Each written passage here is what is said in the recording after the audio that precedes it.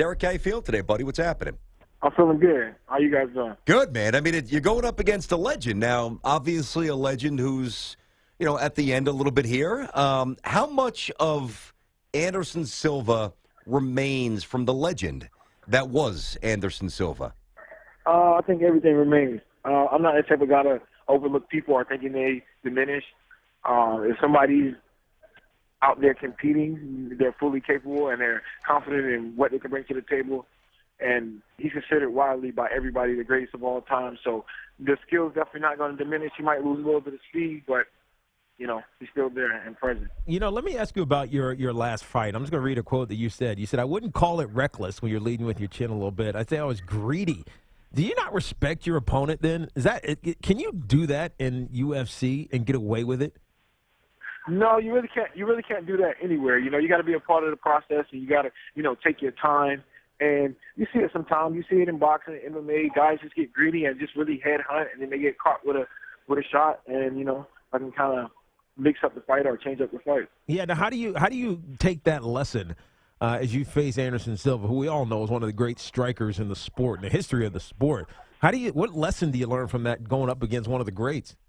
Oh yeah, I mean you learn that lesson really quick. You're going up against a guy who's a better counter striker than the guy I just faced.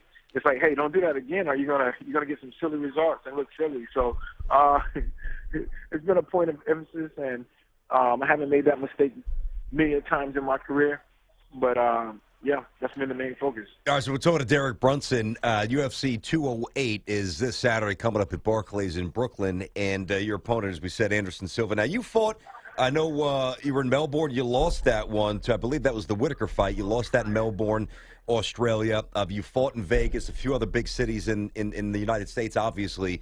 And you've got a lot of fights under your belt. But, UFC in New York is still a pretty new endeavor. Any thoughts what it's going to be like going into the ring there and like just the feel of a New York UFC event? What do you think that's going to be like for you? I think it'd be good. I think it'll be big, UFC, MMA has been trying to get in the state of New York for a long time, and we finally got it done. And I think this is like the third event in New York, and it's good, man. New York has some passionate fans. There's a lot of people that live in the area.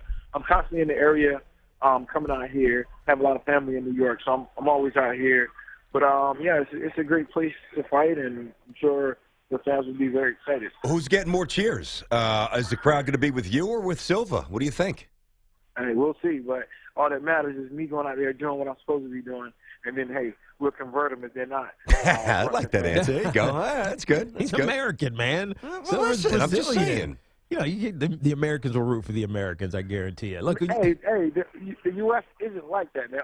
Now, if I was in Brazil, I'm going to get booed like by 99% of the people. Wait, you think Americans are going to support Anderson Silva? He's got fans. Right, Americans are crazy. And other countries, I'm telling you, I've been to other countries, you're going to get booed out of the arena if you're fighting one of their countrymen. U.S., they're like, it's kind of like, I don't know. They're going to go with the guy they like the most or, I don't know. It's kind of up and down. You never can tell. Well, what you're saying is, as Americans, we're a little more open-minded. I understand what you're saying there, Derek. Yeah, well, I guess, I'm saying if you can put a Vegas line on who's going to get booed or cheered. If you're in another country, you put a Vegas line, it's going to be something like minus 5,000 that the American will get cheered. Oh, you're talking my terms. I'm following you, brother. I got you. Derek Brunson with us here on Tiki and Tierney, UFC 208 coming up this weekend in Brooklyn, Barclays Center. Hey, Derek, as I look at the UFC middleweight rankings, Michael Bisping is up at the top, obviously Luke Rockhold. How do you're down the list a little bit. How do you work yourself back into an opportunity for a championship? Taking care of the one that's in front of me, They do a lot for me. MMA is a crazy sport, I know you've been a part of another sport and been at the highest level. Yep. But, man, this sport is crazy. It's just so many ways to win and lose and just so many different things to train. So it's you can come in with your best attribute, but then you have to learn all these other things that you're not good at, and you have to get good at these things and, bring everything up. So it's kind of one of these things you really never can master everything, but you can get good at everything. So. Derek, we've had all the fighters on the show. Every one of you, just about every one of your colleagues here. Derek Brunson is with us here on Tiki and Tierney. Whether it's Weidman, Bisping, all the guys, every one of them basically. And at some point, everybody goes through a little skid and they lose a few fights in a row. It's just the nature of the sport. You talk about confidence, you talk about momentum. How is it different when, because I know that this happened to you back in 2012, you lost a couple of fights in a row, and then you had a nice win streak up until the fight out in Australia against Whitaker, which you lost, but you had one, I believe it was at least 5, maybe even 6 in a row. Is there a different feel? I mean, I would imagine there is, entering the ring off a loss or off of 2 losses versus entering after 5 or 6 wins in a row. How different is it?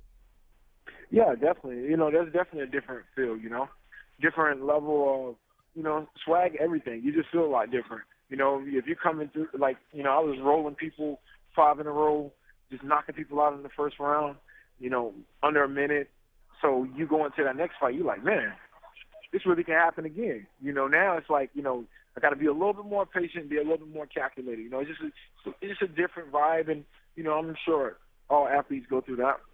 Yeah, no, they definitely do, and all athletes also have a wish list or a goal, especially in your sport. Who do you want to fight? Who is top on your list that you want to go after? Well, I guess Anderson will be that guy. The guy I'm fighting right now. Right now, you're focused, man. He's a legend in the sport. It does a lot for my notoriety. All of my media's been up. Everybody's been excited about the fight. So, yeah, just get the notable fights and take care of those, and just keep moving forward and see what lines up after. So I want to make sure I have this straight, and we're talking to Derek Brunson, UFC middleweight contender. There's certainly a big one coming up for you against Anderson Silva Saturday at Barclays. So you fought, and I believe it was in early 2014, you fought Romero, who beat our good friend Chris Weidman, who was one of the first UFC guests ever. He brought the belt when he beat Silva, who you're fighting this weekend, and he's a great guy. We love him. Now, you fought Romero. You lost that fight. And I believe that Romero's right, Mike. Romero's the #1 contender right now to Bisping. So, if Romero ever unseats Bisping and wins the championship, now you fought him. You think you can beat Romero if it gets to that down the road? Oh yeah. Well, if you go back and watch the fight, Romero, man, I was beating him pretty good. I mean, he got lucky in the 3rd round. The fight was 3 rounds, but man, I was beating him every single round. I dropped him a couple of times, almost finished him a couple of times. Took him down, punched on him. Was winning that fight and just got, caught with a punch in the 3rd with like a minute in the fight. I would have easily won that fight if it would have lasted another minute and 20 seconds. I would have easily won the fight. So that's the fight everybody wanted to see. And had I been successful in this last fight, which I was really gunning to knock this guy out, I could have made a strong argument to get that next title shot if Romero would have won. Derek, it seems, and I'm kind of saying this with a smile, but it seems like Romero gets lucky again a lot because Weidman was beating him up. Agreed. And he just got an unlucky knee to the head that knocked him out. I mean, that was just out of nowhere.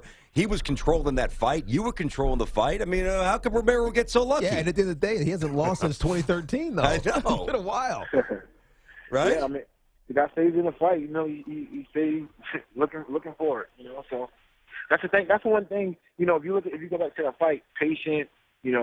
Just kind of like lackadaisy, and then all of a sudden, boom, flying knee. Yeah. It's just you got to be patient and look for things as opposed to going out there forcing things and getting countered. We always asked our guests from UFC who the big star is of UFC, and if UFC really needs one, who's the star? Who's the guy of UFC right now, the face of it? Well, I think we all want to say, it was Rousey for a little bit, and then it shifted to Conor McGregor. I mean, who is the star now, or does it even matter to you guys?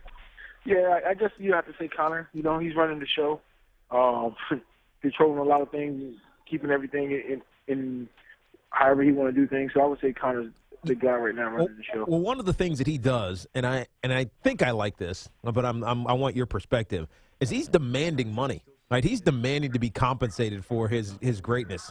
What's the reception like for you guys with that? Because it's all about money. I mean, you do something you love, but you want to be paid. You want to be compensated for it. Does that help you guys, or is it helping you guys with some of your purses that you're getting?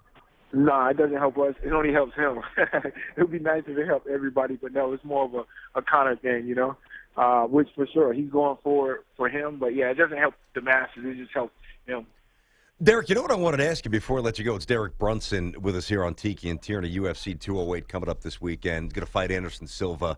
If I'm not mistaken, you train with John Jones, right? Or you have significantly in the past. You spent some time around John, quite a bit, right? Right. Have you seen him, or I mean, I imagine you have. Do you talk to him a lot since the suspension? I talked to him a few times. You know, this fight was short notice. I wasn't able to get down to Albuquerque, but yeah, I talk to him every time I'm down there. I mean, very familiar with each other. Is his head still in the game? Where is he at, man? Yeah, he's ready to make his return. He's finishing up his suspension and ready to make his But return. we've heard that before.